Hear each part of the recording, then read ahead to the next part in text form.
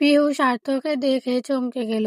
এক পলক চেয়ে চোখ সরিয়ে পাশ কাটিয়ে সামনে গেল। সার্থক সেদিকে শুধু চেয়েই রইল। আরমান পাশ থেকে চাপা গলায় বলল, ভাই, ভাবি তো চলে যাচ্ছে। লোকমান বলল, ভাবিরে ডাকি ভাই।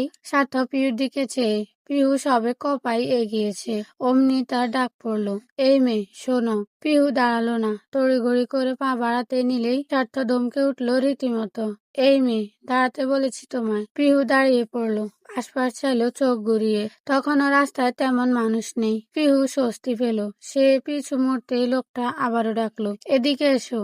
পিহু কপাল কুঁচকায়, নিচ থেকে আঙুল তাক করে জিজ্ঞেস করে, আমি? সার্থর হাস্যহীন নিরেট প্রত্যুত্তর, আর কাউকে তো রাস্তায় আমার আশেপাশে দেখছি না। পিহু অপমানিত বোধ করলো। সার্থ গাড়িতে ঠেস দিয়ে দাঁড়ালো, দু আঙ্গুল তুলে ইশারা ওকে সামনে ডাকলো। মেয়েটা ভয়ে ততস্থ হলো, আশেপাশে চোখ ঘুরিয়ে চাইলো তড়িতে। তখনই আরমান ডাকলো, ভাবি, দাঁড়িয়ে আছেন কেন?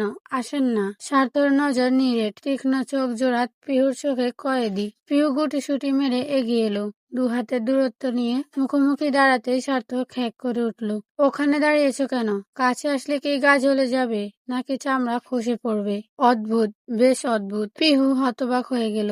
ইনি স্বার্থ ভাই? কি করে? পিহু নিজের কান চোখে বিশ্বাস হলো না। স্বার্থ ভাই এত নির্লজ্জ নন, এমন অসভ্যতাম রাস্তার মাঝে করার মতো লোক তিনি নন। এসব কি হচ্ছে? পিহুর কান যা যা করে উঠল, অস্পষ্ট স্বরে বলে উঠল, আশ্চর্য, কিসব কথাবার্তা এগুলো? কণ্ঠস্বর নড়বড়ে তার। স্বার্থ আচানক ছুটে গেল, বেয়াদবি করছো কেন?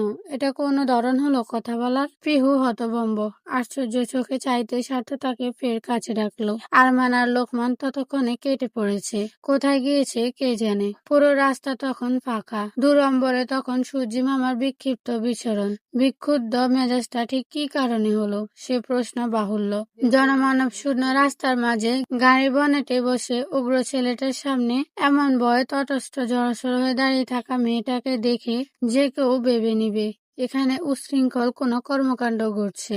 অবশ্য পিহুর কাছে এও কম কি, এসব বিশ্রীকাণ্ড তার সাথে জন্মে ঘটেনি। পিহুর কান্না পেয়ে গেল, আচমকা কণ্ঠে রস এলো, চটে যাওয়া মেজাজে তেতে উঠল। তর্জনী তুলে খেপাটে গলায় বলতে লাগলো, সমস্যা কি আপনার? আবার এসেছেন কেন? কি চান আপনি? আমাকে শান্তিতে না বাঁচতে দেওয়া পণ করেছেন? ছেড়ে যখন গিয়েছিলেন তখন ফিরে কেন এলেন? স্বার্থ নিরুত্তাপ। পিহুর রাগ বেড়ে গেল তরতরিয়ে। মাথা থেকে পায়ের তালু রক্ত পর্যন্ত যেন টকবক করে ফুটতে লাগলো, মুখ রাগে লাল। দেখুন। সার্থক কথা টেনে নিল অমনি, দেখাও। পিহু থতমত খেলো, আশ্চর্য হয়ে বলল, কি? সার্থর মুখে তখনও বিশেষ ভাবই নেই। বড্ড সাবলীল গলায় ও বলল, সেটা আমি কি করে বলবো বলো? তুমি কি দেখাতে চাও আমি কি তা জানি বলো? শুনে তাকালো পিহু। জরুরি চোখ পড়তে নজর এলো সার্থর ঠোঁটের কোণের অতি শুকনো পিছলে হাসি। ও থতমত খেলো আরেক দফা। সার্থ বলল, এত কথা বাড়াচ্ছ কেন? সামনে এসো। পিহুর চোয়াল অমনি শক্ত হলো, রাগ বাড়লো তরতর করে। হাত শক্ত করে বলল, সার্থ, আপনার কি মনে হচ্ছে আমরা হ্যাপিলি ওয়েডেড কাপল? আপনি সবটা জানেন, আপনি কি কি করেছেন, তবুও এমন নাটক কেন করছেন? সার্থর মুখ তখন হাস্যহীন। চোখ বুজে লোকটা লম্বা শ্বাস টানলো, এরপর এক লাফে গাড়ির বনেট থেকে নামলো। তামাটে মুখটায় তখন অদ্ভুত কাঠিন্য। পিহুর মুখ তখন লাল রোদে, সঙ্গে রাগেও। সার্থ 3 পা এগিয়ে এলে পিহু 3 পা পিছিয়ে গেল, এক প্রকার লাফিয়ে। পরনে কামিজ খামচে বলল, কি সমস্যা?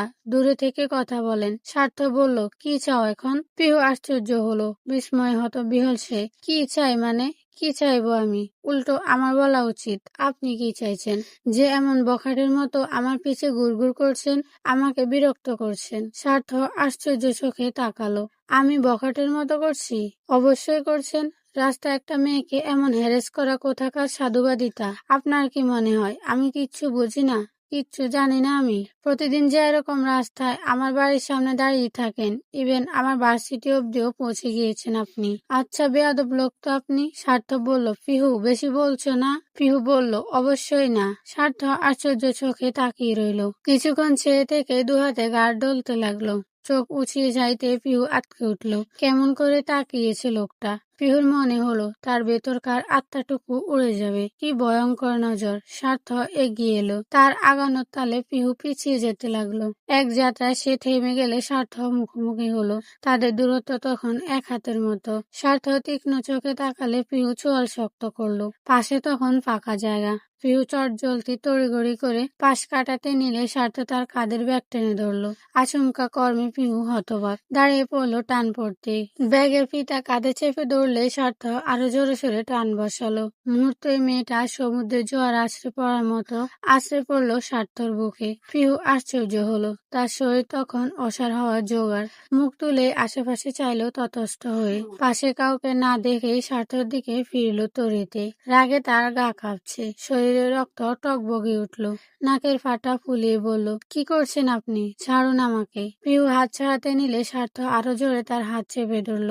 মাথা ঝুঁকিয়ে তার মুখোমুখি হয়ে দাঁত পিষল। হিসিয়ে বলল, এখনো তো ধরলামই না, তার আগেই ছেড়ে দেব? আমি যে এত সুপুরুষ নই পিহু, একদমই না। আমি ধরার মতো ধরলে ছাড়ার জন্য চটপট করে মরে গেলেও রেহাই পেতে না। And mark my word,